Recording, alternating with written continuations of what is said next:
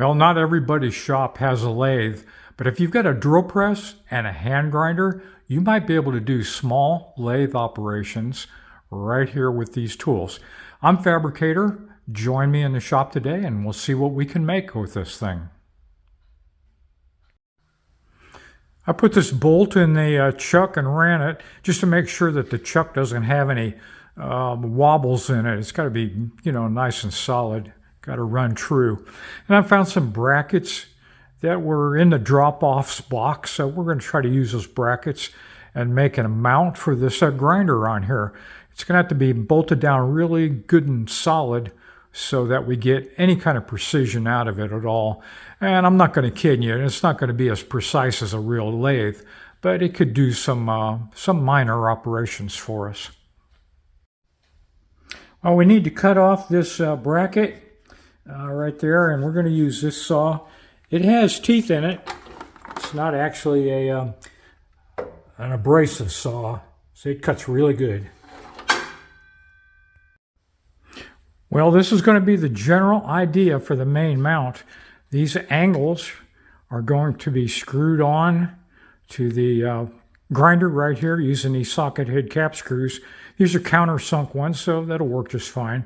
We're going to weld this bracket to this main mount, and these holes were going to be used where we're going to put a screw right up from the bottom.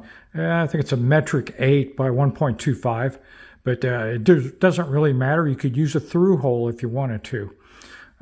So we're gonna get a hole in this bracket first, weld it on here, and then we're going to take the other bracket, slide it up against there, transfer the hole through so the water line is the same on both of the brackets.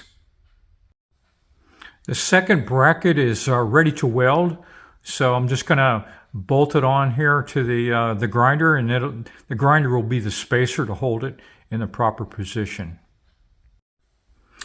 Both of the angles are welded on right now. And I'm guessing that this handle could probably be used as a rear mount to stabilize that and to make it level on the drill press table.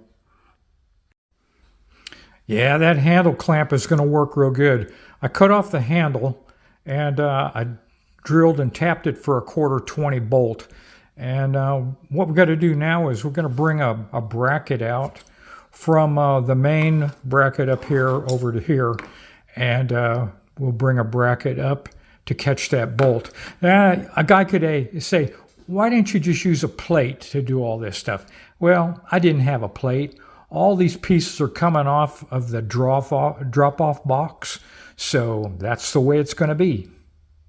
Now the arm coming back to the clamp is a 3/4 inch angle.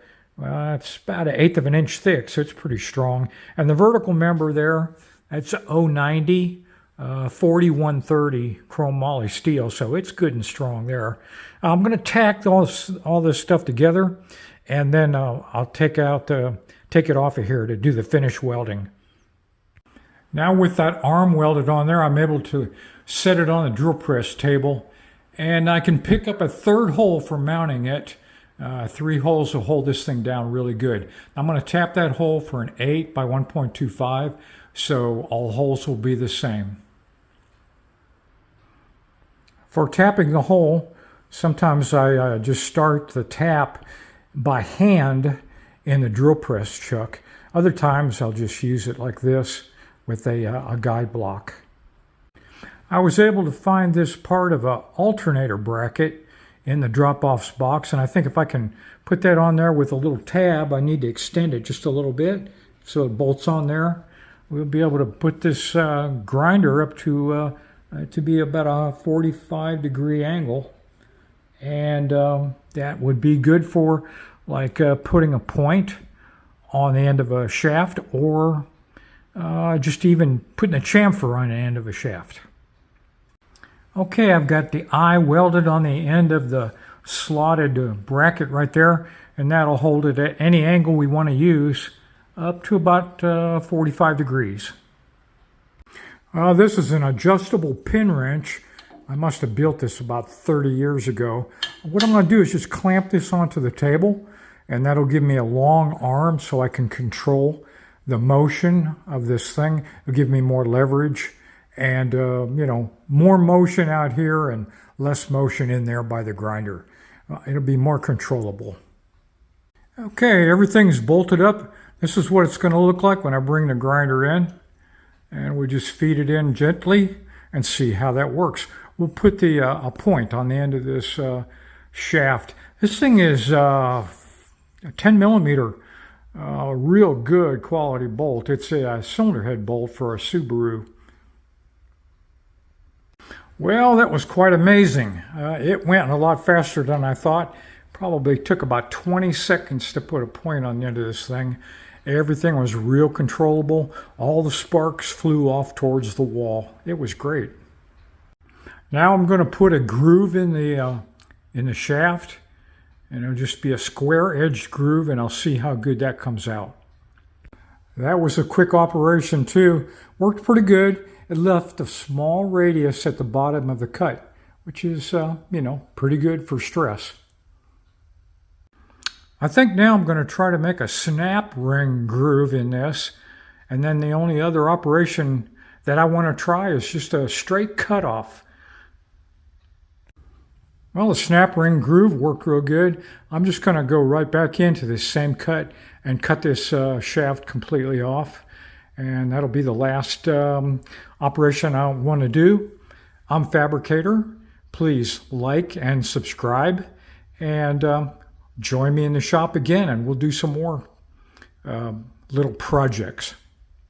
Okay, hey, there you go. Worked out real good. I'm real happy with this tool. I think I'm going to be able to use it quite often. And I'm just going to clean it up a little bit and put some paint on it and call it a result.